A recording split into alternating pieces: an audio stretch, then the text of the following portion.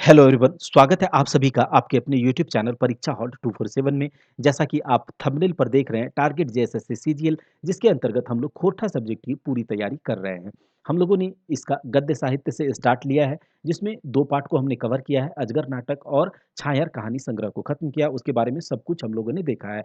आज हम लोग स्टार्ट करेंगे सोंध माटी, जो कि एक कहानी और कविता संग्रह है, ठीक है? कहानी, गद्य और पद्य संग्रह है, जिसमें कि हम लोग कहानी स्टार्ट करेंगे उबार, ठीक है? उबार से हम लोग देखेंगे। इसका एक कहानी का नाम है उबार, उसको हम लोग अच्छे से समझेंगे और उसके बाद इसके सारे एमसीक्यूज़ को लगाएँगे। यहाँ पर 100% सिलेबस को कवर करा जाएगा। आपको यहाँ का जो कंटेंट है उसमें उसमें आपको पेड जो आप क्लासेस देख रहे होंगे, उससे यहाँ के कंटेंट को आप कमतर नहीं देखेंगे, ठीक है?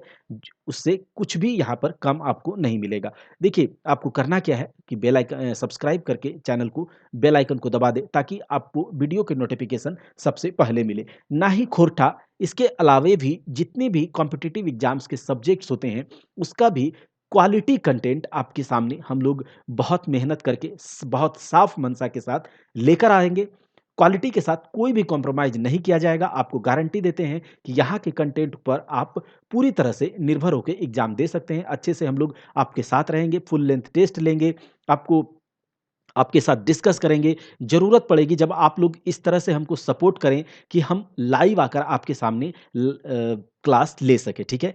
तो उसके लिए बहुत सारे रिसोर्सेज़ की ज़रूरत होती है, तो वो आप लोग जब सपोर्ट करेंगे तो हम लाइव भी आपके सामने आएँगे। तो चलिए आज स्टार्ट करते हैं सोंद माटी संग्रह, कहानी और कविता संग्रह है। इसके बारे में पहले हम लोग देखेंगे कि इसके लेखक का नाम क्या है? इसका प्रकाशन कब हुआ? इसके प्रकाशक कौन है? इसमें कहानियों की संख्या कितनी है? और कविताओं की संख्या कितनी है? तो सोंद माटी के प्रकाश सोंद माटी जो कहानी संग्रह है, इसके लेखक का नाम है विनोद कुमार जी, ठीक है? विनोद कुमार जी, ये आपको याद रखना है, एग्ज़ाम में ये पूछे जाते हैं, ठीक है? विनोद कुमार जी। इनका प्रकाशन जो सोंद माटी कविता और कहानी संग्रह का जो प्रकाशन फर्स्ट प्रकाशन हुआ था 1990 में, दूसरा प्रकाशन हुआ था 2017 में। इसमें कहानियों की संख्या 10 है, कविताओं की संख्या 31 है। 10 कहानियों में से हमें 3 कहानियाँ ही पढ़ना है। कौन-कौन से? उबार, जिसे अभी हम पढ़ेंगे, ओद दीदा, ठीक है? ओद दीदा और हूब, तो ये 3 कहानियों को हम तो बहुत अच्छे से कवर करेंगे ही, साथ ही साथ सारे कहानियाँ जितने भी हैं इसमें, उनके नाम को आपको याद रखना है। इसके प्रकाशक का नाम है जनजातीय भाषा अकादमी, बिहार, झारखंड के जो जनजातीय भाषा अकादमी है, ये इसके इस कहानी संग्रह के प्रकाशक हैं। आगे हम लोग देखते हैं सोंद माटी संग्रह के जो लेखक हैं, उसके बारे में थोड़ी-सी जानकारी, क्योंकि पूछ सकता है इसके बारे में। तो इनका जन्म 1961 सन 1961 में दारू झुमरा हजारीबाग में हुआ था। इनकी माता का नाम शुभवती देवी, पिता का नाम मथुरा प्रसाद है, ठीक है? अब देखिए इनका जो शिक्षा यानी कि इन्होंने बीए जो है संत कोलंबस महाविद्यालय हजारीबाग से किया। एमए की पढ़ाई इन्होंने खोरठा सब्जेक्ट से जनजातीय एवं क्षेत्रीय भाषा विभाग रांची विश्वविद्यालय से किया और ये रांची कॉलेज में प्राध्यापक के रूप में भी अपनी सेवाएं दे चुके हैं। इनकी अगर प्रमुख रचनाओं के बारे में बात करें, सोंध माटी जो कि हम लोग पढ़ेंगे, धोबैया धमक एक कविता संग्रह है। यह पूछा जाता है कि कौन सा यह कविता संग्रह है, कहानी संग्रह है, उपन्यास है, गद्य या पद्य संग्रह है, तो इस तरह से आपसे पूछा जाएगा तो आपको बताना होगा। रूसल पुटुस खोरठा कविता संग्रह है। एक टोकी फूल खोरठा लोकगीतों का सांस्कृतिक अध्ययन में इनका एक महत्वपूर्ण योगदान रहा है। अब हम लोग देखेंगे उबार, जो कि सोंद माटी संग्रह का पहला कहानी है, तो इसकी कुछ समरी पर हम लोग पहले चर्चा कर लेते हैं। इसके कौन से मुख्य पात्र हैं, इसके बारे में हम लोग चर्चा कर लेते हैं। उबार कहानी, अब हम लोग इसका थोड़ा सा सारांश समरी देखते हैं, तब उससे आपको आसानी से समझ में आएगा पूरा का पूरा कहानी।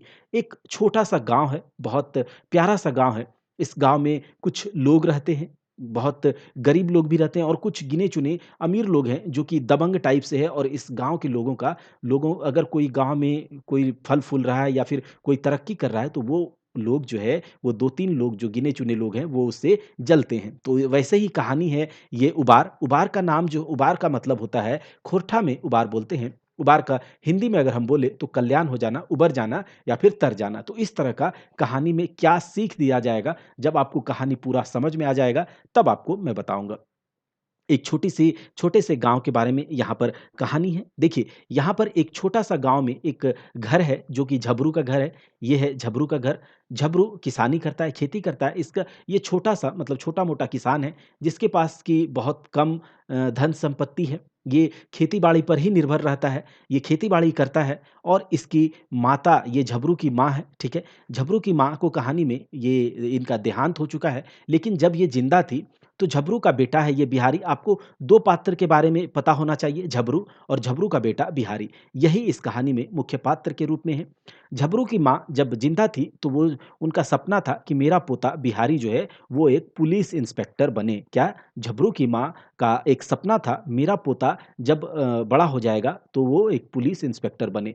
तो इस सपने को पूरा करने के लिए चूँकि इनकी माता का देहांत हो चुका है, तो इस सपने को, अपनी माँ के सपने को पूरा करने के लिए झबरू और उसकी वाइफ़, ये उसकी वाइफ़ है, पूरा दिन-रात मेहनत करते हैं, अपने पसीना से कमाते हैं, मेहनत करते हैं, लेकिन ये खेती-बाड़ी करती हैं और इसकी जो झबरू की वाइफ़ है, जो बिहारी की माँ है, इसके लिए खाना लेकर आती है, ये खाना खाता है, ऐसे ही इसका दिन कट रहा है। और ये बिहारी जो है, ये मैट्रिक कर चुका है, लेकिन पैसे के अभाव में यह स्कूल नहीं जा पा रहा है और ये दुखी होकर इधर बैठा हुआ है।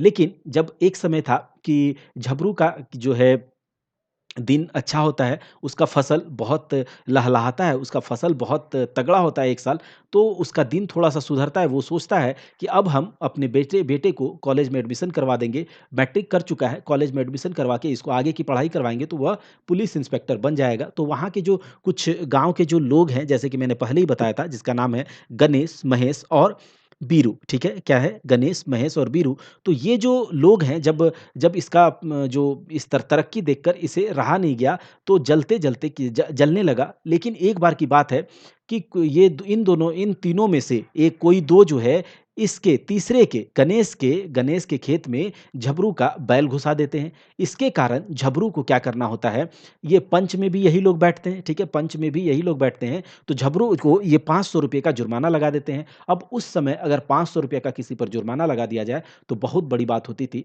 तो झबरू को अपना घर-द्वार सब बेचना पड़ा था, इस जुर्माना को भरने के लिए ₹200 का। और फिर उसके बाद झबरू ने अपने घर-द्वार को बेचकर अपने बेटे को कॉलेज में एडमिशन करवाया और कॉलेज में एडमिशन करवाकर खेत-बाड़ी को एडमिशन करवाकर उसे पढ़ाता है और अंत में क्या होता है कि जो ये बिहारी है, वह पुलिस इंस्पेक्टर बन जाता है, ठीक है? तो यहाँ पर है, हिम्मत से अगर आप कुछ भी काम करेंगे, तो आप कभी भी हिम्मत ना हारें, कभी भी गिव अप ना करें, आप ज़रूर एक दिन सफल होएँगे। यही इस कहानी का सीख है। चलिए हम लोग अब कहानी को एक बहुत अच्छे से पढ़ते हैं। आपने देखा झबरू और उसका बेटा बिहारी, इस तरह से ये कहानी है। चलिए देखते हैं।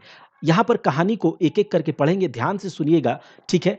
आदमिक लस्तंगा आदमियत से होवे है। कहता है, आदमी उदार हेवे तब देवता है और नीच हेवे तब शैतान। एहे आदमिक बिरितियो है। कहता है कि आदमी का पहचान, ठीक है?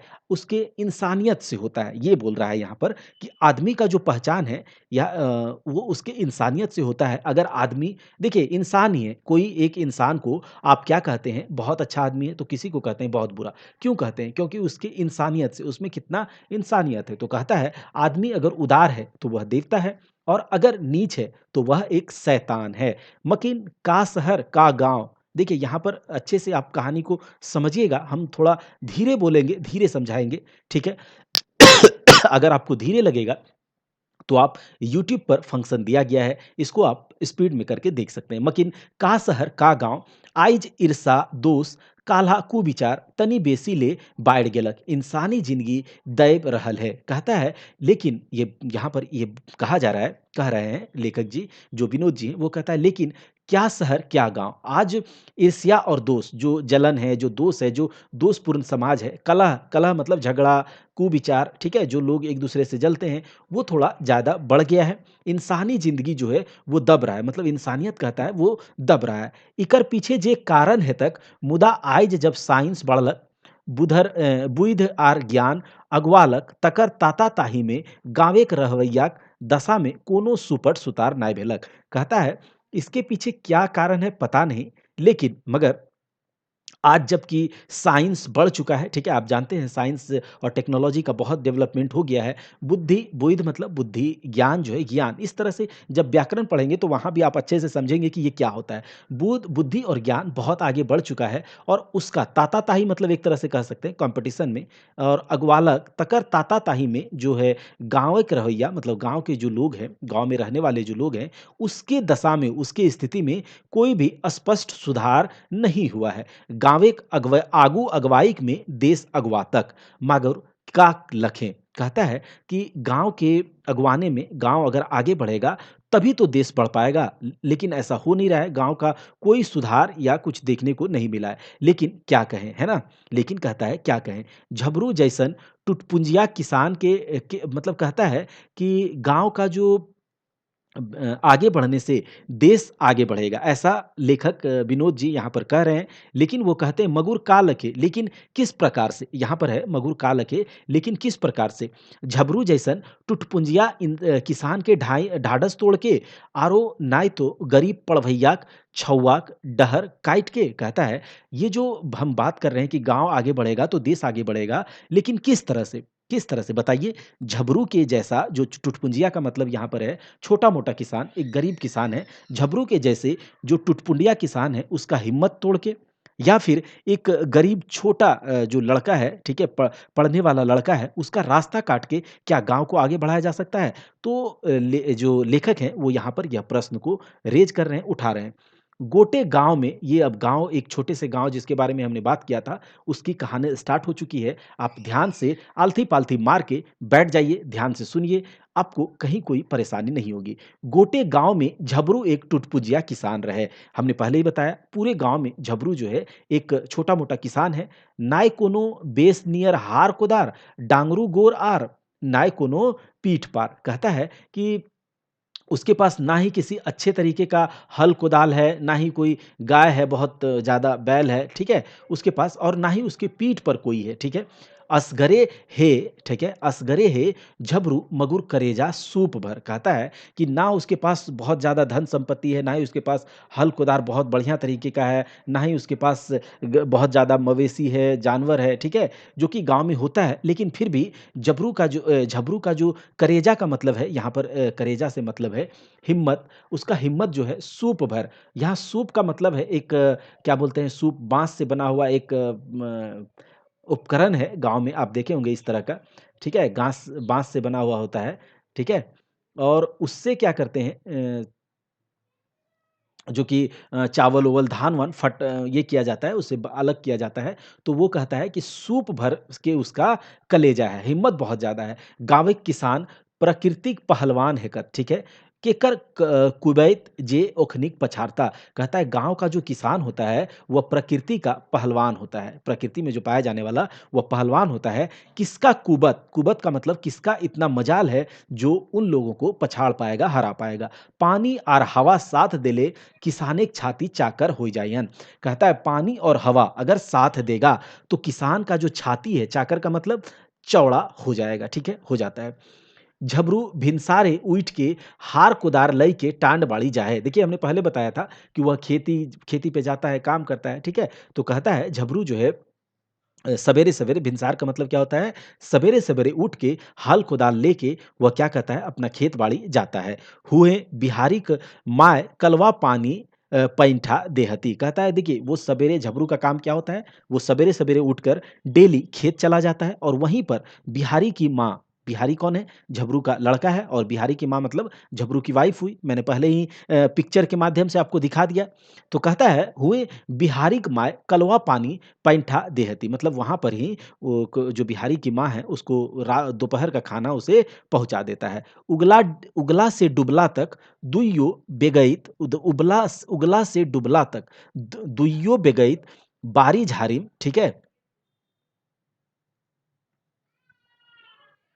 उगला का मतलब क्या है? सूर्योदय, दुबला का मतलब सूर्यास्त। मतलब पूरा दिन भर वो दोनों वहाँ पर मतलब खेत-बाड़ी में बिज़ी रहता है, व्यस्त रहता है। घाम चुआई रहलत मुदा किले कहता है कि अपना पसीना वहाँ पर वो क्या करता है चुआते रहता है मतलब परिश्रम बहुत ज़्यादा परिश्रम करता है। क्यों? कहता है बिहारी को पढ़वे खातिर, बिहारी कौन है? उसका लड़का है, उसी को पढ़ाने के लिए, ठीक है? उसको इंसान बनाने के लिए, इंसान मतलब यहाँ पर क्या है? उसको एक अच्छा आदमी, एक बड़ा आदमी पढ़ा-लिखा के बनाने के लिए जखन बिहारीक आजी जियो हलथी तखनहि आशीष देले हलेक कि झबरू बेटा बिहारी एक दिन पुलिस इंस्पेक्टर बनतक, जरूर बनतक। कहता है कि दोनों जो है झबरू और उसकी वाइफ जो है दोनों दिन-रात मेहनत करता है, पसीना चुहाता है कहाँ पर? पसीना चुहाने का मतलब बहुत ज़्यादा परिश्रम करता है खेत में, दिन भर खेत में ही काम करते रहता है। किस लिए? तो बिहारी को पढ़ाने-लिखाने के लिए, उसको इंसान एक बनाने के लिए क्योंकि उसकी जब आजी ज़िंदा थी, यानी कि दादी उसकी जब ज़िंदा थी, तभी उसे आशीर्वाद दी थी कि झबरू बेटा देखो झबरू बेटा, बिहारी जो है, जो उसका पोता था, एक दिन पुलिस इंस्पेक्टर मतलब पुलिस इंस्पेक्टर बनेगा, ज़रूर बनेगा, ठीक है?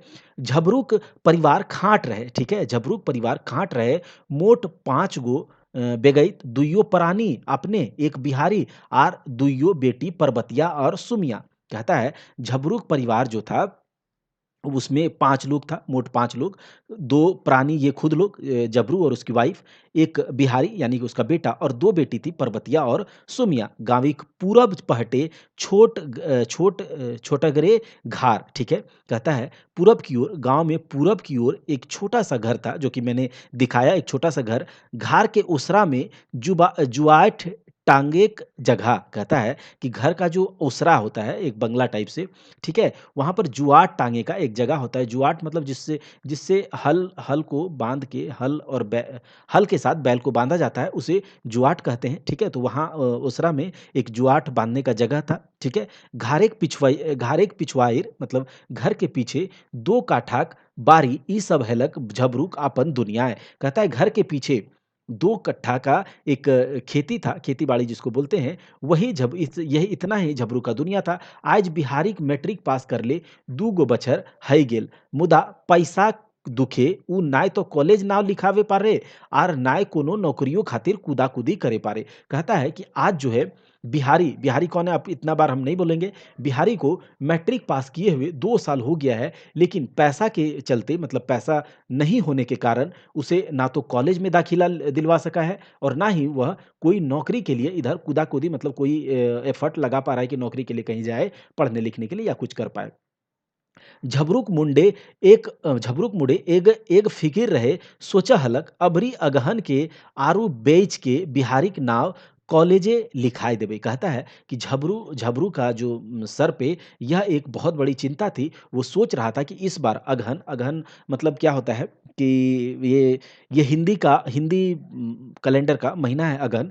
तो अगहन के समय में अगहन के आरू आरू का मतलब समझ रहे हैं?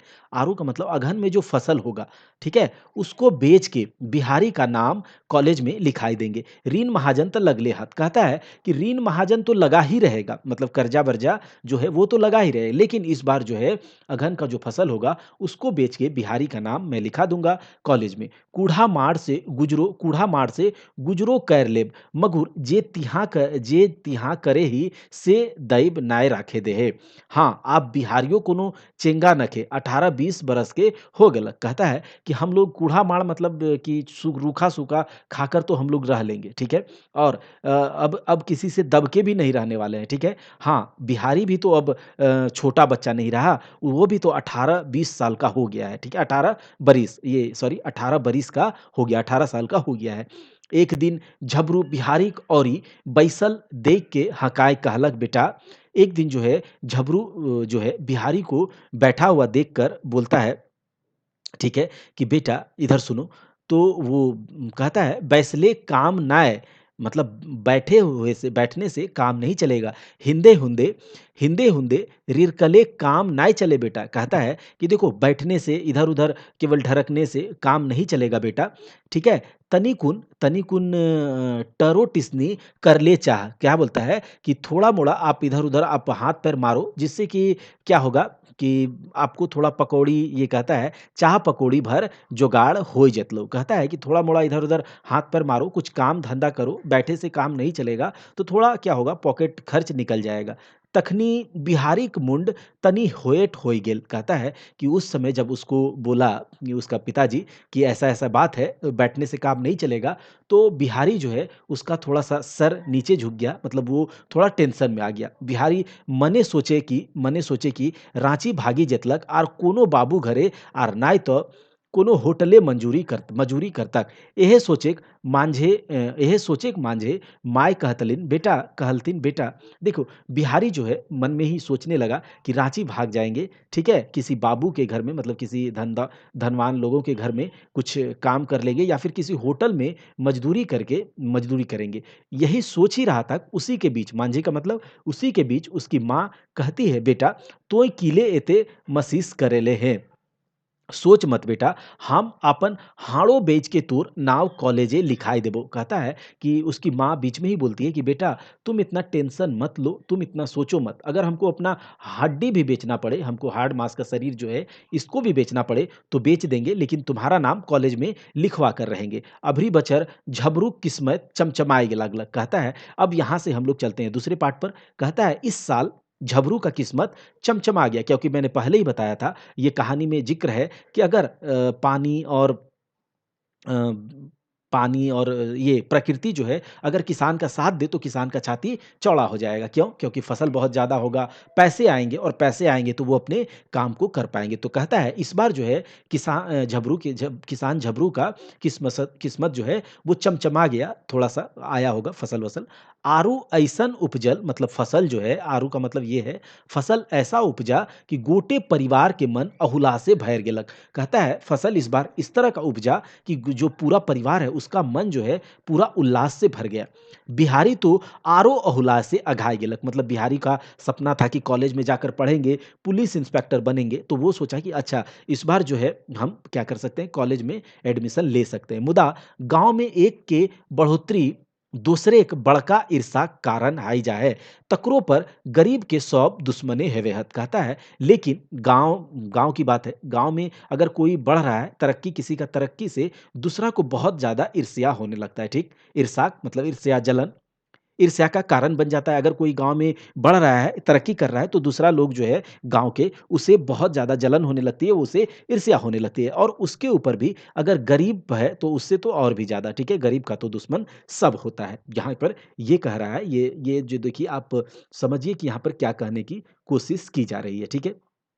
उसके बाद देखिए कि जो कहलो हती माछी, ऐसा कहलो हती, मतलब इस तरह से कहा भी गया है कि माछी खोजे घाव और बादी खोजे दाव। मतलब इस तरह से कहा भी गया है कि मक्खी जो है वो घाव खोजता है, मक्खी घाव पर ही जाकर बैठेगा, ठीक है? आप उसको कितना भी उड़ाएँ, अब वो घाव पर ही आकर बैठेगा। और बादी का मतलब दुश्मन जो होता है अपना, ठीक है? वो खोजता है दाव, मतलब जो दुश्मन होता है वो मौका खोजता है कि किसी तरह से तुम्हें गिरा दे, ठीक है? तो ये बात है। हम इतना धीरे इसीलिए पढ़ा रहे हैं कि लोगों का डिमांड है कि बहुत धीरे से कहानी को समझाइए, स्टोरी को समझाइए। तो अगर आपको लगेगा कि बहुत धीरे है, तो आप इसे स्पीड में देख सकते हैं। बादी खोजे दाव। उसके बाद देखिए ऐसा कहा गया है कि एक जमाना हैल, तखन घरे-घरे रामायण, वेद, पुराणिक चौपाई गावे हलत। ओकर शिक्षा पर ध्यान दे हलत। मकीन आइज कहाँ गाँव में ऊ मिलतक। कहता है कि एक ज़माना था। ये गाँव के बारे में बात हो रहा है कि अगर कोई गाँव में तरक्की करता है, तो उसकी तरक्की से और जो लोग हैं गाँव के, वो जलने लगते हैं। और गरीब हो तो और क्या कहने, उसके तो सब दुश्मन होते हैं। उसके बाद कहा कि ऐसा कहा भी गया है कि जो है मक्खी खोजता है घाव और दुश्मन खोजता है दाव। तो इसके बाद क्या है, वहाँ कह रहा है कि एक ज़माना था जिसमें घरे-घर, मतलब घर-घर रामायण, वेद, पुराण, इन सब का चौपाई श्लोक गाया जाता था, उसके शिक्षा पर ध्यान दिया जाता था। लेकिन आज जो है वो गाँव में कहाँ मिलेगा, ऐसा है। हाँ, 2-4 गो पॉलिटिक्स करवैया ज़रूर मिल जैतौ, जे सब के कामे रहेन गरीब के फँसाए के अपन उल्लू सीधा करना। देखो कहता है कि हाँ, गाँव में 2-4 गो, मतलब 2-4 गो पॉलिटिक्स, राजनीति करने वाला आपको ज़रूर मिल जाएगा, जे सब के कामे रहें गाँव गरीब के फँसाए के आपन उल्लू सीधा करना। देखो कहता है कि गाँव में 2-4 राजनीति करने वाला आपको ज़रूर मिल जाएगा, जिन सब का काम जो जिन लोगों का काम क्या होता है कि गरीब लोग को फँसा करके अपना उल्लू सीधा करना, मतलब गरीब लोगों को सताना और गरीब लोगों को फँसाकर उन लोगों का काम होता है गाँव में, ये कहा जा रहा है। झबरू गाँवो आइज इकरीन से बाँचल नखे, कहता है झबरू का गाँव भी जो ये जो बात होता है कि गाँव में 2-4 गो पॉलिटिक्स करने वाला होता है, जो कि जिसका काम ही होता है गरीब को फँसाकर अपना उल्लू सीधा करना, तो झबरू का गाँव भी इस चीज़ से नहीं बचा था। एक दिन जखन झबरू तिलका कुम्हार के छौवाक छठी में हजामत बनवे हेल तखनहि गणेश बाबू आर महेश बाबू बाते उपचार बतियलत। कहता है कि एक दिन जब तिलका कुमार कोई गाँव में एक आदमी होगा, ठीक है? तिलका कुम्हार के यहाँ बच्चा हुआ था तो उसका छठी हो रहा था और उसके छठी में जब वहाँ पर गया था कौन? झबरू हजामत बनाने के लिए यानी कि अपना शेविंग बाल दाढ़ी बनवाने के लिए, तो वहाँ पर हमने पहले ही बताया गणेश के बारे में और बीरू के बारे में, महेश के बारे में जो कि गाँव में क्या है उसी तरह का आदमी है पॉलिटिक्स करने वाला जो गरीबों को फँसाकर क्या करता है अपना उल्लू उसी टाइप का आदमी है। तो कहता है गणेश बाबू और महेश बाबू बाते उपचार बतियलत अबरीक आरुक उपजा झबरू किस्मत बदल देलक। कहता है कि वो जो है महेश बाबू और जो गणेश बाबू है दोनों बात-बात में बात कर रहा है कह रहा है कि इस बार जो है फसल का आरूख मतलब फसल का जो उपज हुआ है, झबरू का किस्मत बदल दिया है, ठीक है? ये बोल रहा है। इस बार जो फसल का किस्मत हुआ है फसल का जो उपज हुआ है, उससे झबरू का किस्मत बदल गया है। झबरू जो है अब झबरू नहीं रहा, ठीक है? झबरू अब झबरू नहीं रहा मगर झबरू बाबू बन गया है। तो बोल रहा है कि झ इस बार जो फसल का जितना उपज हुआ, उसके कारण झबरू जो है अब झबरू नहीं रहा, अब झबरू बाबू बन गया है। वो पूछता है कि झबरू गलती कही हो की? मतलब ये देखिए ये जो एक तरह से कटाक्ष हो रहा है कि अगर कोई गाँव में तरक्की कर रहा है या फिर थोड़ा-सा कुछ हँसी-खुशी से खा पी पा रहा है, तो कुछ लोगों को देखा नहीं जा रहा है। तो कहता है, "क्या झबरू गलत कह रहे हैं?" गणेश गणेश पूछले रहे। झबरू कहलई, "गणेश ये बात कौन पूछ रहा है?" गणेश झबरू कहता है कि नाय हो न गनुदा मतलब गणेश को क्या कह रहा है गनुदा, "ई तोरे किले कहले मतलब हम तो एक गिर पड़ता किसान ही आर किसाने रहब। हमरा हरा जोतेक हे जोतबे करब, है ना? छोड़ाताई हमरा हार ठेलई से।" कहता है कि "के छोड़तई हमरा हार ठेलई से?" कहता है कि ऐसा नहीं है गनुदा मतलब गणेश जो है उसको बोल रहा है, हाँ ये आपने क्या कहा? ये किस तरह से हो सकता है? हम एक छोटा गिरते-पड़ता किसान हैं और किसान ही रहेंगे और हमको हल जोतना है और हम हल जोतते ही रहेंगे, ठीक है? इस हल जोतने से हमको कौन उबार सकता है, हमको कौन छुड़वा सकता है? कहता है कि नाई झबरू तोय तो किस्मत वाला है, बिहारी जैसन सुपट बेटा हर-हर ने पट, ठीक है? हर-हर में पट, पट-पट सीधा आर पढ़ो में तेज। कहता है, नहीं झबरू तुम तो बहुत किस्मत वाले हो, बिहारी जैसा तुमको एक बहुत अच्छा बेटा मिला है, ठीक है? जो कि हर चीज़ में तेज है, पट-पट मतलब तेज है, चालाक है और सीधा भी है और पढ़ाई में भी तेज है। ऐसन छौवा गोटे गाँवे नाय। कहता है इस तरह का जो लड़का है, पूरे गाँव में नहीं है। दुइयो ऐसन बतियैला जैसे झबरू एकदम अनारिये रहे। ई चुटकीक नाय समझे पारे। कहता है कि दोनों जो है इस तरह से उससे बतिया रहा है, बात कर रहा है, जैसे कि झबरू जो है पूरी तरह से अनाड़ी है। अनाड़ी का मतलब जो जिसे कुछ समझ में ना आए, ये जो चुटकी लिया है, ये जो उस पर हँसी वाला बात जिस तरह से हँसी उसका उड़ा रहा है, तो ऐसा नहीं है कि वो नहीं समझ पाया कि ये मेरा हँसी उड़ा रहा है। गणेश बाबू बाढ़ल पेटे मतलब गणेश जो है ये एक तरह से समझिए कि गाँव में इस तरह पेट वाला आदमी है, ठीक है? बैठकर लोगों का इसके पास कुछ काम नहीं है, बस क्या है कि जो गरीब लोग हैं उसका मज़ाक उड़ाना और कोई अगर तरक्की कर रहा है तो उसको देख के जलना, ये जलना हुई हुआ, ठीक है? तो गणेश बाबू बाढ़ल पेटे करवा तेल माँगते हैं कहलई झबरू मतलब गणेश बाबू जो है अपने बढ़े हुए पेट पर, अपने तोंद पर तेल को मलते हुए कहता है कि झबरू तोय तो धान खेत बेची-बेची बिहारिक मैट्रिक पास करावले, मुदा की पौले? कहता है कि झबरू तुम तो क्या बोलते हैं कि अपने बिहारी को मैट्रिक पास धान खेत या फिर खेत वगैरह बेच-बेच के बिहारी को मैट्रिक पास कराया। लेकिन बताओ क्या पाया? ई धंधा रहले तोय भिखमंगा हो जइबे। कहता है अगर ऐसा ही चलते रहा तो तुम भिखमंगा हो जाओगे, ठीक है?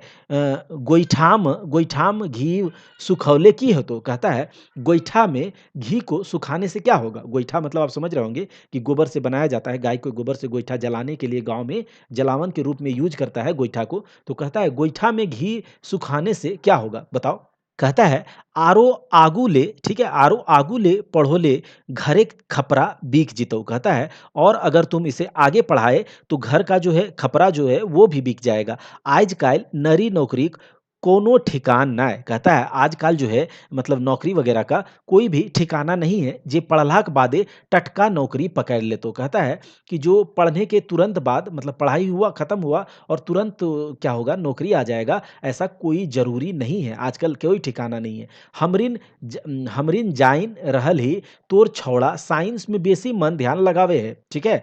मुदा साइंस आगू जाके आरो सकत होई जाए। कहता है हम लोग जान रहे हैं कि तुम्हारा जो लड़का है बिहारी, वो साइंस में बहुत ज़्यादा उसका ध्यान और मन लगता है या फिर वो लगाता है। लेकिन एक बात बताते हैं कि साइंस जो है आगे जाकर और भी टफ़ हो जाता है, सकत का मतलब टफ़ हो जाना। टुटपुंजिया खातिर साइंस नखे, इंजीनियर डॉक्टर का कौड़ी में बनत कहता है कि जो टुटपुंजिया या गरीब लोगों के लिए ये साइंस नहीं होता है। वो बताओ इंजीनियर डॉक्टर जो है वो कौड़ी में यानी कि कम पैसे में थोड़ा-मोड़ा पैसे में ब बनता है क्या? लाखों लाख के संपत्ति चाहिए मतलब लाखों लाख संपत्ति चाहिए। तोएग कमाई वाला और सब बइठवइया खाए वाला। कहता है तुम जो अपने घर में एक कमाने वाले हो और सब बैठ के खाने वाला है। जोदि बिहारी तनी 2-4 पैसाक मदति करे पारतौ, तब तोर अन्न आने खेतौ। तो कहता है सेले बिहारी कोनो दौरी दुकाने लगाए दीहीं, हमरिन नाई चाही कि तोय तंगहाल हो जो। कहता है कि अगर बिहारी तुम्हारे काम में हाथ बटाता, 2-4 पैसा का मदद वो भी कर पाता, तब तुम्हारे घर में जो मतलब क्या होता कि तुम सही से रह पाते। इसीलिए कहते हैं कि बिहारी को किसी दुकान वगैरह में काम पर लगा दो। हम लोग नहीं चाहते हैं कि तुम क्या हो, तंगहाल हो जाओ और भी बदतर तुम लाइफ़ जीने लगो, ठीक है? तो ये कौन बोल रहा है? ये बोल रहा है गणेश और महेश जो है झबरू को समझा रहा है। झबरूक हजामत बनवल पूरा हो गेलक मतलब झबरू जो वहाँ गया था हजामत बनवाने, उसका वो पूरा हो गया और वो खैटला से उठल, ठीक है? और करवा तेल के थापी लेके आपन डहर धरलक। कहता है वो बहुत वहाँ से उठता है और जो सरसों तेल का थापी मतलब अपने सर पे ले लिया होगा, ठीक है? और वहाँ अपना रास्ता पकड़ लिया, ठीक है? उन लोगों का बात नहीं सुना। दिन भर काम करैत-करैत थाकल भजाइल झबरू साँझ बेरा खैटला, ये देखो खैटला मतलब खटिया एक तरह से कह सकते हैं, ठीक है? वो बैठने के लिए होता है।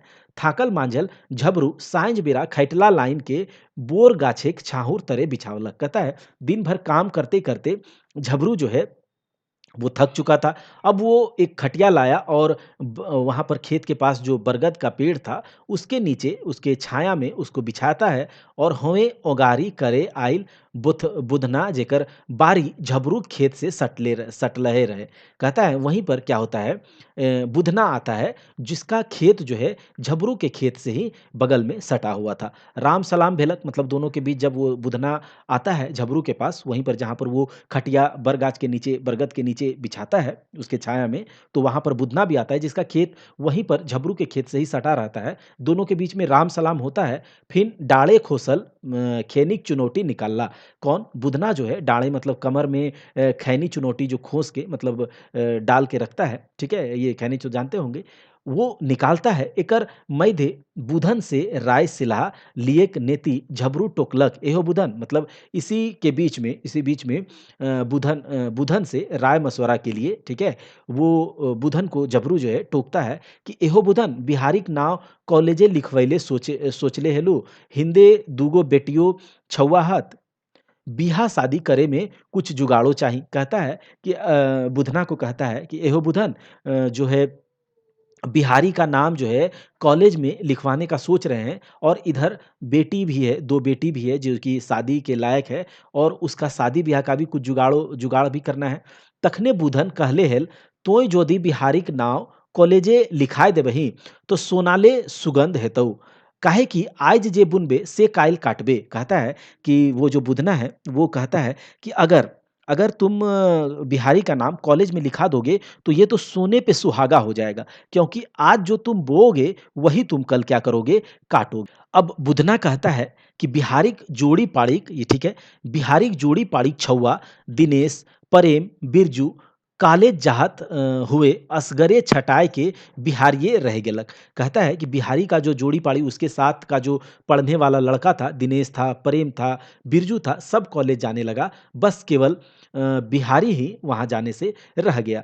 गँवाती मैयाक कृपा हेतै तब ज़रूरे लिखाए जेतै। कहता है कि गाँव की जो मैया होती है, गाँव का जो अपना देवी माँ होती है, उसकी अगर कृपा हो जाएगी तो ज़रूर कॉलेज में नाम लिखा जाएगा।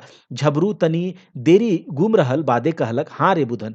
कहता है कि झबरू थोड़ा देर क्या होता है चुप रहता है, उसके बाद कहता है हाँ रे बुधन, काइल हमरा छौड़ा घरेक हालत देखी के कपैस कपैस के कांदे हेल मगुर हम ढांढस देलिए बेटा धौर बांध आदमीक सदो आपन ऊपर विश्वास करे के चाही। कहता है कि अरे बुधन देखो ना, कल मेरा जो लड़का है, ठीक है, वो घर का हालत देख करके, ठीक है, वो कपस-कपस के रो रहा था, ठीक है, अंदर-अंदर ही रो रहा था वो बहुत ज़्यादा। तो हम उसको जो है ढाढ़स बंधाए, ठीक है? हम उसको ढाढ़स दिए कि बेटा धैर्य रखो, धीरज रखो, आदमी को हमेशा जो है अपने ऊपर विश्वास करना चाहिए। हमरिन के एक अक्षर से भेंट न के, मुदा जानो ही कि सबले बड़ा धन सबसे सबले बड़का धन है संतोख। कहता है हम लोग एक अक्षर भी नहीं पढ़े हैं, हम लोग अनपढ़ हैं। मतलब यही कहना चाह रहा है कि हमनी के एक अक्षर से भेंट न करें। लेकिन हम लोग जानते हैं कि संतोष से बड़ा धन कोई नहीं है। कहलो गेल है, यानी कि कहा भी गया है कि संतोख के डायरे मेवा फरे है। कहता है कहा भी गया है कि संतोष के डायरे मतलब संतोष के डाल पर मेवा फलता है, ठीक है? बात फेर के कहला हाँ बुधन भाई, फिर जो झबरू है वो बात पलट देता है और कहता है कि हाँ झबरू भाई, एहे महीना जाय के ओकर नाव कॉलेजे लिखाए देबै। एहे बतियाए चितियाई में रातें बाढ़े लगलक, ठीक है? कहता है कि हाँ, बुधन भाई, इसी महीना जो है हम कॉलेज शहर जाएँगे और उसका नाम कॉलेज में लिखा देंगे और इसी बातचीत में रात जो है वो थोड़ा-सा बढ़ गया। दुइयो आपन बियारी खेल का देखिए बियारी का मतलब यहाँ पर समझिए, बियारी का मतलब होता है जैसे रात में इस ये आया है खेत को जोगने के लिए और घर से जो सवेरे का खाना लेकर आया है, उसे बियारी कह रहे हैं खोरठा में। तो बियारी खा करके दोनों वहाँ पर क्या करता है अपन फाटल लेदरा डिसाई के पटाई गेला। कहता है फाटल लेदरा वो जो दरी-वरी लाया होगा, ठीक है, बिछाने के लिए जो हम लोग घर में बेड जो गद्दा-वद्दा बिछाते हैं, तो उसी तरह से गाँव में लेदरा छोटा-मोटा होता है पतला-सा, तो वो लेदरा बिछा के, ठीक है, लेदरा बिछाई के वहाँ पर सो गया। भला पुरवैया के सिरहरी नींद औते देरी नाय। कहता है ये जो पुरवैया जो चल रहा था उस टाइम पर, उस वो जो हल्का-हल्का ठंडी-ठंडी हवा जो चल रही थी, अब उससे उसमें नींद आने में देरी नहीं हुई। मुदा किसानेक नींद अधकचिए रहे। लेकिन लेकिन किसान का नींद तो हमेशा क्या रहता है? अधकचिए रहता है। अधकचा मतलब कि पूरा नींद में वो कभी नहीं सोता। अब ये बताइए वो खेत में गया है, ठीक है? तो खेत का जुगवारी करने के लिए गया है, खेत को देखने के लिए गया है, तो कभी-कभी क्या होता है कि वो अगर पूरा नींद से सो जाएगा तो कोई पशु वगैरह आकर जानवर आकर खेत पूरा खा जाएगा, चर जाएगा। तो इसीलिए उसका नींद कह रहा है कि उसका किसान का नींद अधकचिए रहता है, अधनिंदा में ही रहता है, ठीक है? ध्यान रेहे लागल फासिल पर मतलब वो अधनिंदे में रहता है और आधा ध्यान तो उसका क्या रहता है? फसल पर ही रहता है। क्यों? फसल पर ही रहता है। सुअर तुबरेक डर किसका? जो सुअर है वो सबका डर रहता है। सेले कखनो हो हारियो देहत मतलब इसीलिए क्या होता है कभी-कभी वो आवाज़ भी दे देता है, ठीक है? चायर नींद सुतलाक बादे मुर्गा बाँग देलक मतलब वो लोग रात में सोता है, 4 पहर जैसे ही बीतता है सोने के बाद मुर्गा जो है बाँग देता है, झबरू उठल, फरसा काँधे लई के घार दने डहर गेल। कहता है कि झबरू उठता है और फरसा को कंधे पर लेकर वो वहाँ से चला जाता है, चलने लगता है। किले की ओकरा तो मेलानो खोलेक रहे क्योंकि क्योंकि उसे जानवर भी तो खोलना था। मेलानो का मतलब क्या होता है? जानवर, ठीक है? तो वह वहाँ से उठकर चला जाता है, रास्ता पकड़ लेता है और क्योंकि उसे जानवर भी खोलना था। कौन-सा जानवर? जो उसके घर में बैल को वो बैल गाय को पाला था उसे। आइज पश्चिम पहटे मेलान खोलले रहे, मतलब आज जो है पश्चिम की ओर वह जानवर को खोला था। पश्चिम की ओर उसे जानवर को खोला था। अब यह इसका पहले ही बताया था, इसका पूरब की ओर एक छोटा-सा घर था और इसने आज पश्चिम की ओर मिलान को यानी कि जानवर खोला था। चराउत रहे बेसे मुदा ओन्हे रहन गणेश बाबू के खन धान खेती। कहता है कि जो है चराउत रहे बेसे मुदा ओन्हे रहन गणेश बाबू के धन खेती और उधर पश्चिम की ओर जो है जब जानवर को चरा रहा था, तो क्या है उधर ही गणेश बाबू जिसके बारे में पहले चर्चा हुआ है, उसका धान का खेती भी था, ठीक है? गहूम कर सीजन रहे, हरी-हरी गूँज मारे। मतलब कहता है कि उधर उधर जो है गणेश बाबू का पश्चिम की ओर गणेश बाबू का खेत था, गेहूँ का सीजन था और क जो है मतलब हरियरी गूँज मारे मतलब खेत पथार जो है उसमें हरियाली क्या है बहुत ज़्यादा हरियाली गूँज मार रहा था। गणेश बाबू और महेश बाबू गाँव एक मानीन आदमी रहत मतलब गणेश बाबू और महेश बाबू जो है गाँव का जाना-माना आदमी था। सगरे से भरल-पुरल मतलब क्या है भरा पूरा था धन संपत्ति से। पुरना बीए मकीन मकीन रहत घुरपेच कहता है कि गणेश बाबू और महेश बाबू जो था, वो गाँव का जाना-माना आदमी था मतलब एक अच्छे जब धन संपत्ति होता है तो आप कैसे हैं पता नहीं, लेकिन आपके धन संपत्ति से आपका थोड़ा इज़्ज़त गाँव में होता है। तो यही बात है। कहता है पुरना बीए, बीए भी किया हुआ था, पढ़ा हुआ था बीए लेकिन घुरपेच था मतलब क्या था वो 420 वाला काम वाला आदमी था, ठीक है? तो दोसरेक बाइड़ देखनहार नाय कहता है अगर दूसरा कोई तरक्की करता है तो उसको देखना वो लोग पसंद नहीं करता था। बीरू रहे बोड़ साहूकार के बेटा। अब एक है गणेश बाबू, एक है महेश बाबू और एक बीरू है, जो कि बड़ा साहूकार का बेटा है। तीनियों कतेक-कतेक फसाई के एक के चायर बनवत भूलत। कहता है कि तीनों जो है कितने लोगों को, गरीब लोगों को फँसा-फँसा कर 420 करता है, एक का 4 बनाते फुरता है, ठीक है? मतलब एक का 4 बनाकर एक को 4 बनाकर बेच देता है किसी तरह से, तो यह काम कर रहा है, ठीक है? गरीब लोगों को फँसाकर वो अपना उल्लू सीधा करने वाला जो पहले ही बताया। उसके बाद गाँवे पॉलिटिक्स गाँवे में रंग उड़ाए दे है, कहता है गाँव का जो पॉलिटिक्स होता है, गाँव का रंग उड़ा देता है, नरक बन जाए गाँव एक ज़िंदगी। गाँव में जब पॉलिटिक्स होने लगता है, तो गाँव का जो रंग है, वह उड़ा जाता है, वो रंगहीन हो जाता है गाँव, मतलब वहाँ रहने लायक नहीं रहता है। तो वही बोलता है, गाँव का ज़िंदगी नरक बन जाता है, ठीक है? दोसर दिन झबरू पश्चिम पहटे मिलान खोललक, कहता है दूसरा दिन जो है झबरू फिर पश्चिम की ओर मिलान जानवर को खोलता है। गणेश बाबू डेगैत-डेगैत आई के झबरू से क्या बोलता है रगाई कहलई झबरू मतलब गणेश बाबू पश्चिम की ओर उधर उसका खेत है, वो क्या होता है जल्दी-जल्दी मतलब तेज़ी-तेज़ी से आता है उसकी ओर और कहता है उसको गुस्सा से कि झबरू तोय तनी सम्हार के मेलान खोलल कर क्योंकि उधर उसका खेत है।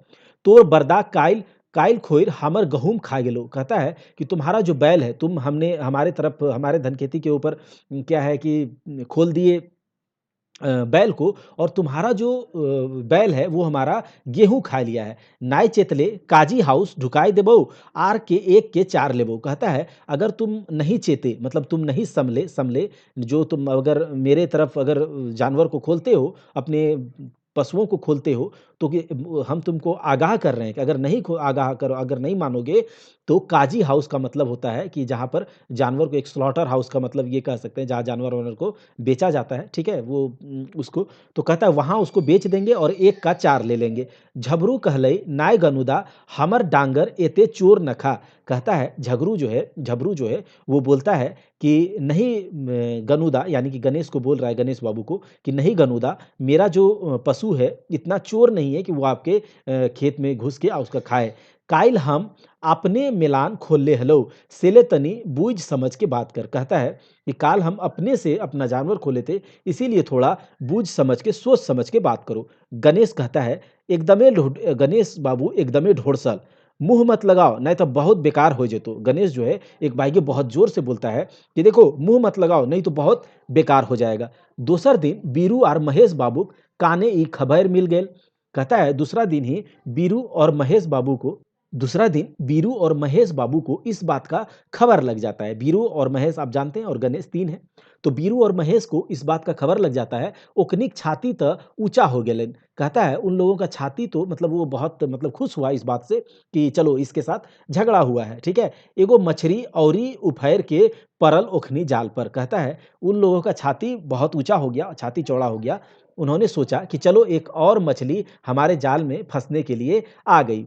फिन का बीरू और महेश अधरतिये उठ के झबरू गुहायल से डांगर खोइल गणेश बाबू गेहूं खेते हकाय देलथिन। कहता है फिर क्या था, बीरू और महेश आधे आधे रात को उठता है और झबरू के गुहाल से, यानी कि जहां पर गाय भैंस को, गाय मवेशी को क्या करता है, बांधा जाता है, गुहाल से उसको खोल करके, उसके बैल को खोल करके गणेश बाबू के गेहूं के खेत में छोड़ देता है। बिहान भेले गणेश बाबू खबर देल थी, और बिहान को मतलब सवेरे सवेरे गणेश बाबू को खुद ही जाकर खबर भी दे आता है कि देखिए ऐसा ऐसा है। गणेश तो दाव खोजला है, मतलब गणेश तो मौका ही खोज रहा था, मौका ही ढूंढ रहा था, बुले मतलब मौका ही ढूंढ रहा था। मिल गेलक बेच दाव, मतलब वो तो मौका ही ढूंढ रहा था और उसे एक बहुत अच्छा मौका मिल भी गया। आपन खेते कूदा कूदी गेलक आर चरल देखी के मुड़े हाथ धरी देलक। कहता है कि अपना खेत जो है जल्दी जल्दी दौड़ते भागते जाता है और देखता है कि पूरा खेत को जो है वो बैल चर गया है, तो अपने सर पे हाथ रख देता है और कहता है हाय रे गहुम, मतलब उसका जो गेहूं का खेती था सबको चर गया था, तो कहता है हाय रे गहुम, मतलब बयां कर रहा है। झबरूक बरद गेहूं खाई के अघाय बसल हत। कहता है कि झबरू का जो बरद है, यानी कि बरद का मतलब बैल जो है, वो गेहूँ को खा करके, मेरा गेहूँ खा करके, गेहूँ खा के अघा गया है, मतलब पूरा तन के पेट भर गया है और बैठा हुआ है। उन्हें झबरू उठल तो बेरा सरे गोहाइल गेल, मुदा हुआ बरद नदारद। कहता है उधर झबरू जो है जब सवेरे उठता है तो गोहाल जाता है, मतलब वो जानवर को खोलने के लिए, तो देखता है कि वहाँ बैल नहीं है। अब देखिए, एक तो गरीब, ऊपर से उसके पास कुछ ही धन संपत्ति के नाम पे 2 बैल है, थोड़ी-सी खेती है, जिसको करके जीवन अपना वो चला रहा है। तो देखता है कि वहाँ बैल है ही नहीं, तो वो क्या है, टुकुर-टुकुर देखे लागल, मतलब चिंता से भर गया। मतलब अब वो क्या कहेगा, कुछ वो सोच ही नहीं पा रहा था। बेचारा चले लागल उन्हें जने रोजे जाहेला। कहता है बेचारा उधर ही चलने लगा जिधर वो रोज जाता है।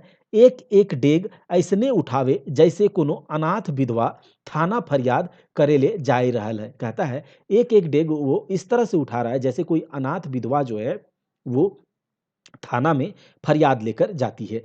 उसके बाद खेते गणेश बाबू का खेत, मतलब खेते आटते मातर झबरू हाई मुँह काठ बन गेलक। कहता है गणेश बाबू का खेत पहुँचते-पहुँचते उसका जो झबरू का जो मुँह है, हाथ मुँह है, वो काठ का बन गया। काठ का मतलब एक लकड़ी के समान ना, मतलब काटो तो खून नहीं, ऐसा हो गया।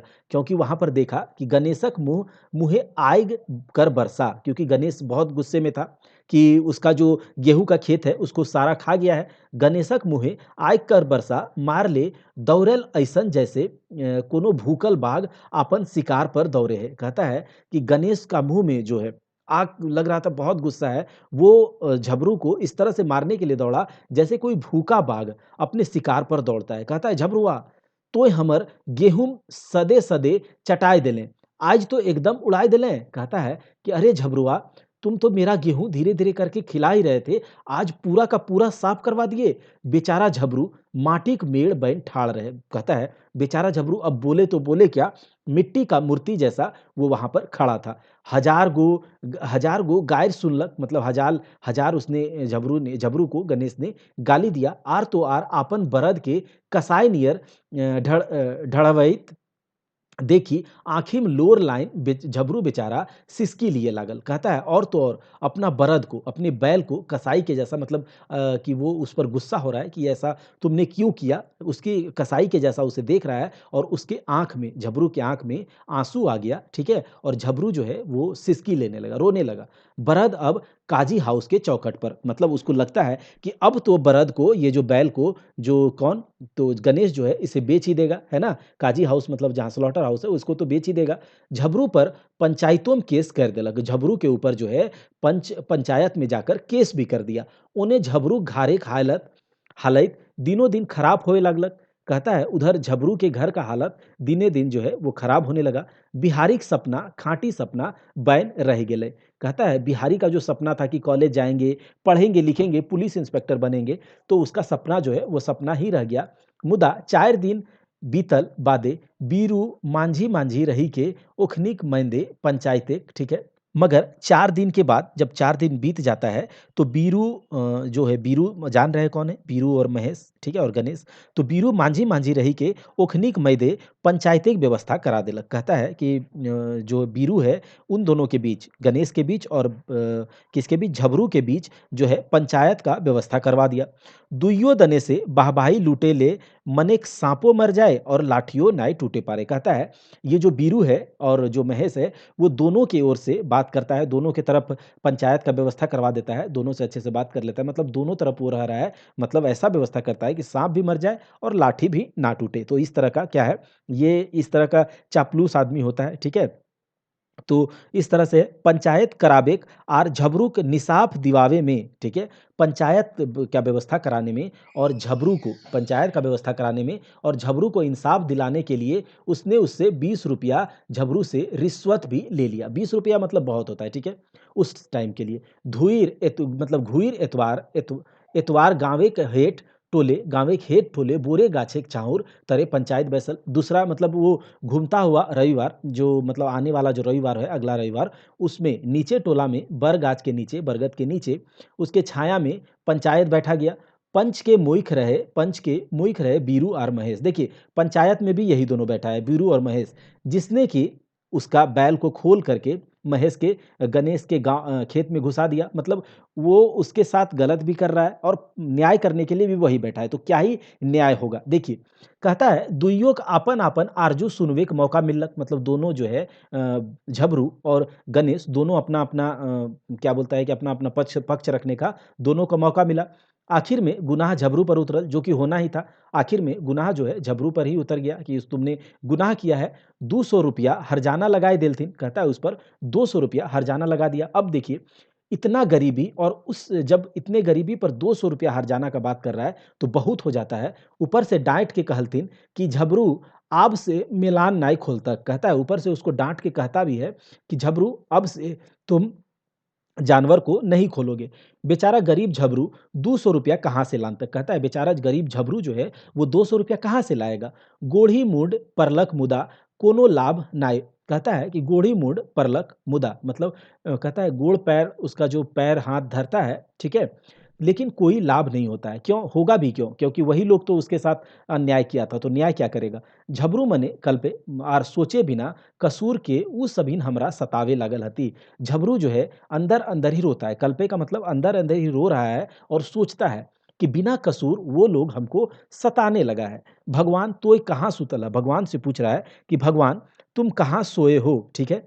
जबर आदमीक जबर बात, ठीक है? कहता है जबर आदमीक जबर बात मतलब बड़े लोगों का बड़ा बात है, ठीक है? जबर आदमीक जबर बात।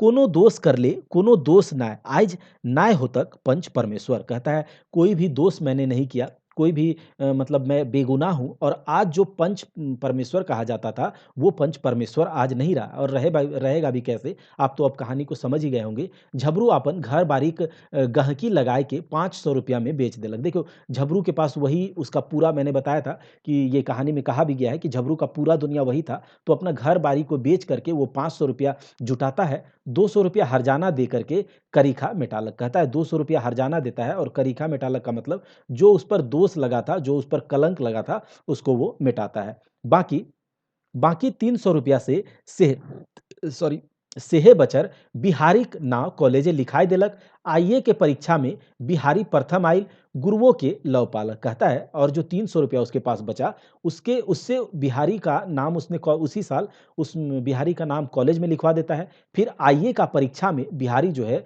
फर्स्ट डिवीज़न भी आता है और गुरुजनों का उसे क्या मिलता है? कृपा भी पाता है। सच कहल गेल है, विपत्ति जखन आवे है, तब खने-खने आवे है। कहता है ये सच कहा गया है कि जब विपत्ति, दुःख विपत्ति आता है, तो रह-रह के आता है। ई बात हियों भेलक। ई बात जो है, ये बात सच होता दिखता है, इस कहानी में भी, यहाँ भी होता है। कॉलेजे करल के 3 बछर बाद बिहारीक बाप झबरू अकचके सिराय गेलक। कहता है कॉलेज में नाम लिखाने के 3 वर्ष बाद बिहारी का जो बाप है झबरू वो अचानक से सिराय गेल मतलब सिराय का मतलब खत्म, मर गया। सूरज लखे बाप बेटाक बिना पुलिस वर्दी में देखले डूब गेलक। मतलब सूरज सूरज जिस तरह से डूब जाता है, उसी तरह से बाप का सपना था कि मेरा बेटा एक बार पुलिस इंस्पेक्टर बने, उसको वर्दी में देखेंगे तो ये सपना उसका सपना ही रह गया और बिना देखे वह सूरज की तरह डूब जाता है। तले बिहारीक माय आपन घेचाक हौसली, ठीक है, बेच के ओकरा बीए करालिक। उसके बाद जो है बिहारी की जो माँ है, अपना गले का हौसली जो होता है, एक मोटा क्या है एक मोटा चांदी का बना हुआ गले में पहनता है, हौसली बोलते हैं उसको, तो उसको बेच करके वो बिहारी को बीए कराता है। सेहे बछर 3 महीना बादे पुलिस इंस्पेक्टर खातिर परीक्षा में बिहारी चुनाइयो गेलक। उसी साल जो है 3 महीना के बाद बिहारी पुलिस इंस्पेक्टर का परीक्षा दिया और उसमें वो सेलेक्ट भी हो गया, ठीक है? उसमें वो सेलेक्ट भी हो गया। देखिए, पुलिस इंस्पेक्टर बन चुका है। आज आज बिहारी पुलिस इंस्पेक्टर है। कहता है आज जो है बिहारी, चूँकि पुलिस इंस्पेक्टर का एग्ज़ाम दिया था और वो बन भी गया है। आज बिहारी पुलिस इंस्पेक्टर है, मुदा आपन बाप के न्याय पावले, लेकिन अपने बाप को, मतलब उसका पिताजी तो मर गया है ना? लेकिन वो अपने बाप को अपने पास नहीं पाके मने मन क्या करता है, कल्पे है, मतलब मन ही मन वो रोता है और कहता है आज अगर मेरा पापा रहता, आज मेरे पिताजी अगर रहते, बाप रहतल, मुदा अब की, कहता है लेकिन अब क्या कर सकते हैं, जब अब क्या ही कर सकते हैं। झबरूक सपना पूरा हो गेल हेल, कहता है झबरू का, लेकिन देखिए झबरू का सपना जो था कि मेरा बेटा, झबरू और उसकी माँ, झबरू की माँ का जो सपना था, मेरा बेटा पुलिस इंस्पेक्टर बने, तो वो सपना पूरा हो चुका था। ओकर मुरलहो उबार है गेलै, मतलब ये जो उसका सपना था कि मैं अपने बेटा को पुलिस इंस्पेक्टर बनाऊंगा, तो उसके ऊपर कितना विपत्ति आया, लेकिन उसने विपत्ति आने के बावजूद भी अपने बेटे को पढ़ाया लिखाया, अपने घर द्वार को बेचकर पढ़ाया लिखाया और ऐसा एक समय आया जबकि जो उसका सपना था, मरने के बाद भी उसका, कहता है उसका सपना पूरा हो गया, उसका उबार हो गया, उसका कल्याण हो गया, वो तर गया मरने के बाद भी। जेकर आँखें गड़े हेल, ओकरो आँख फूट गेल, कहता है जेकर आँखें गड़े, जिन लोगों के आँख में वो गड़ता था, गड़ता मतलब कि उसको देखना नहीं चाहता था, ठीक है? उसको देखते उसका आँख में वो चुभता था, उन लोग का आँख भी, जब ये रिज़ल्ट आ गया, ठीक है? ये पुलिस इंस्पेक्टर बन गया, तो कहता है उन लोगों का आँख भी फूट गया, ठीक है? जो उसके आँख में गड़ता था, तो गड़ता था, लेकिन ये इतना गड़ा दिया कि उसका आँख फूट गया, मतलब ये तरक्की कर लिया, ठीक है? पुलिस इंस्पेक्टर बन गया। आज दुश्मनों सहिया में बदल गेल, कहता है आज जब वो पुलिस इंस्पेक्टर बन गया है, तो उसका दुश्मन भी उसका साथी बन गया है, ठीक है? सहिया में बदल गेल, मतलब जो दुश्मन लोग भी था, आज इसका चापलूसी करने लगा है, दोस्त-दोस्त कहने लगा है और करेगा भी, क्योंकि ये गाँव में पुलिस इंस्पेक्टर बन गया है। तो जो उसका दुश्मन था, महेश, गणेश और जो बीरू लोग था, ये आज उसका दुश्मन था, लेकिन आज उसका साथी बन चुका है, वो आके इसका चापलूसी करता है। तो दोस्तों, कहानी से हमने क्या सीखा? कहानी से हमने यही सीखा, इस कहानी से, कि अगर आपके पास विल पावर है, अगर आपके पास दृढ़ निश्चय है, अगर आप दृढ़ निश्चयी हैं, तो आप अपने सपने को किसी भी हालत में पूरा करेंगे, ठीक है? तो अगर आपको ये कहानी अच्छा लगा है, तो हमने सोंद माटी का उबार कहानी को अच्छे से देखा, अच्छे से समझा, इसके लेखक के बारे में जाना। अब हम लोग अगले क्लास में इसके एमसीक्यू लाएँगे, इससे जितने भी एमसीक्यूज़ बन सकते हैं, कहानियों के नाम भी देखेंगे, दसों कहानियों का नाम, और उससे जितने भी एमसीक्यू बन सकते हैं, उसको हम जल्दी अपलोड करेंगे। आप लोग हमारे साथ बने रहें। जल्दी हम लोग गद्य साहित्य को खत्म करके पद्य साहित्य और व्याकरण में चलेंगे। हमारा क्लास कंप्यूटर का भी चल रहा है, जिसमें कि हम लोगों ने 3 वीडियो अभी तक किया है, जिसमें कि अभी जनरेशन ऑफ कंप्यूटर हमने खत्म किया है। उसको जाकर देखिए, वहाँ से नोट्स बनाइए।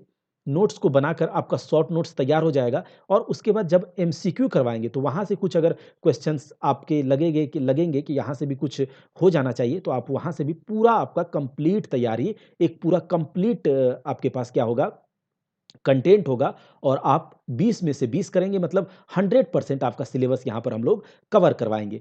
और जल्द ही हम लोग झारखंड जीके का एमसीक्यू सीरीज़ लेकर आएँगे, आप उसे भी देखना नहीं भूलिएगा। तो तब तक के लिए आप अपनी तैयारी को पुख्ता करने में लग जाइए। जय हिंद।